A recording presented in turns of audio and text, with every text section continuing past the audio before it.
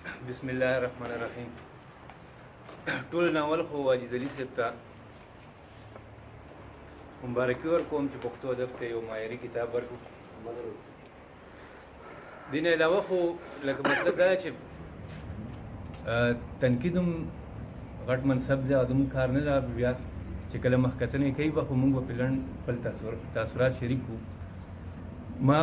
ته هغه ورځ تقریبا 2 ورځې مخکې دا کتاب میلاو شو او تفصیلي هم نه یې کتل، ځای په ځای مو وکتو او چې کوم زما تاثرات دي هغه به شریک کړم. د فضل حسین فضل صاحب او د پروفیسر صاحب هغه لیکل مې په هم ولوستل،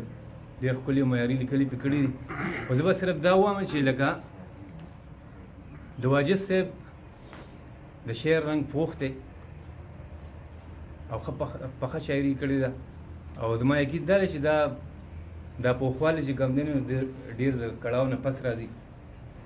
او ډېر کوشش غواړي. بله خبره ده چې د څنګه چې دی ووي ژبه یې ساده ده او درنه ده پښتو په شان، چې څنګه د ده شخصیت دی هغسې لهجه هم پښتنه ده.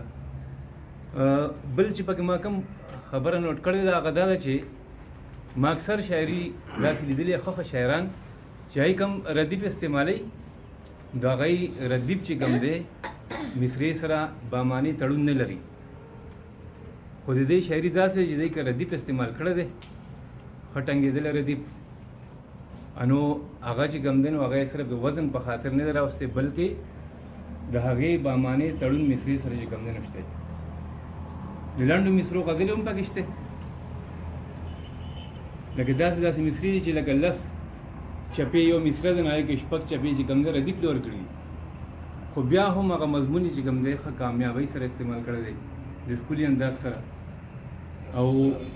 د لنډو مصرو غزلې چې کوم دی دا ډېر ګران کار دی، ډېره پوهه غواړي او په هغې کې چې کوم دی کامیاب کار دی. خبرې مطلب مې دا دی چې واجد صاحب چې کوم دی پوخ شاعر دی، پخه شاعري کړې ده او دې نه علاوه چې کوم دی بیداره شاعري کړې ده، رومان هم کړی دی او ورسره په چاپېرچل باندې هم خپل نظر چې کوم دی ښه مرکوز ساتلی، چاپېرچل نه سترګې نه دي پټې کړي او د وخت د زړه اواز پکې چې کوم دی درزېږي. نورې پکې هم داسې خبرې چې لکه د لنډو مصرو غزلې او ردیفونه. دې نه علاوه چې کوم دی یو ځای کې مې یو داسې غزل هم لیدلی دی، پوره غزل چې لکه خلک وایي چې د 14 یا د 15 مصرو یو مصره 15 بله 14 یا یو 12 بله 14 داسې هم لکه اکثر د رحمان بابا شاعري هم شته، خو لکه رحمت الله درد وایي چې دا عیب دی او د دې نه بچ کېدل پکار دي او دا که دې نه څوک بچ شي دا د هغه فنکارانه صلاحیت دلیل دی. خو زه وایم چې هغوی ته نه بچ شوي نو موږ به څنګه بچ شو. بلکې د دوی داسې یو غزل هم شته چې پایې کې د واجد صاحب لومبۍ مصره چې کوم ده نو هغه 2 چپې سي واله او دویمه چې کوم ده نو هغه 2 چپې خود چې کومه ده. خو به هر حال د دوی شاعرانه فهم او ادراک لکه دومره زور کې دی چې د هغې آهنګ د دواړو مصرو آهنګ یې دومره برابر ساتلی دی چې هغه عیب یې په هنر پټ کړی دی.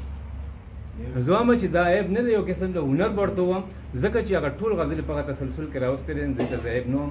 هنر ورته ووایم او ډېره ښکلې مطلب دا چې ډېره ښکلې شاعري کړې ده. الله دې وکړي چې دوی ته نور هم خدای پاک توان او همت ورکړي.